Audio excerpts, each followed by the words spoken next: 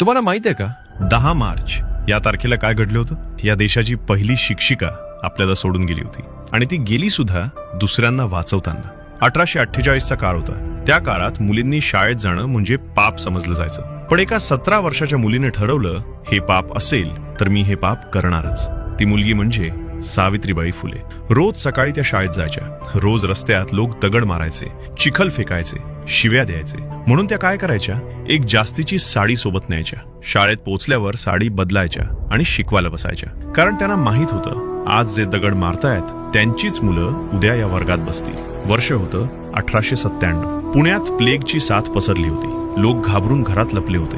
पण सावित्रीबाई रस्त्यावर होत्या. 66 वर्षाच्या वयात त्या स्वतः आजारी माणसांना खांद्यावर घेऊन दवाखान्यात नेत होत्या. एक दिवस त्यांनी एका प्लेगग्रस्त मुलाला उचललं, त्याला वाचवलं. पण त्या स्वतः मात्र त्या प्लेगच्या विळख्यात सापडल्या. 10 मार्च 1897ला सावित्रीबाई फुले हे जग सोडून गेल्या. एका आईसारखं जगल्या, एका योद्ध्यासारखं लढल्या आणि एका संतासारखं गेल्या. आज जर कोणती मुलगी शाळेत जाते, आज जर कोणती महिला आपला आवाज उठवू शकते, आज जर या देशात स्त्री शिक्षणाची चर्चा होते, तर त्यामागे एका महिलेचं बलिदान आहे, जिने कधी हार मानली नाही, जिने स्वतःसाठी नाही तर सगळ्यांसाठी जगली. सावित्रीबाई फुलेंना माझा कोटी कोटी प्रणाम. कमेंटमध्ये लिहा जय सावित्रीबाई आणि हे व्हिडिओ त्या प्रत्येक मुलीपर्यंत पोहोचवा जी आज शिकतीये.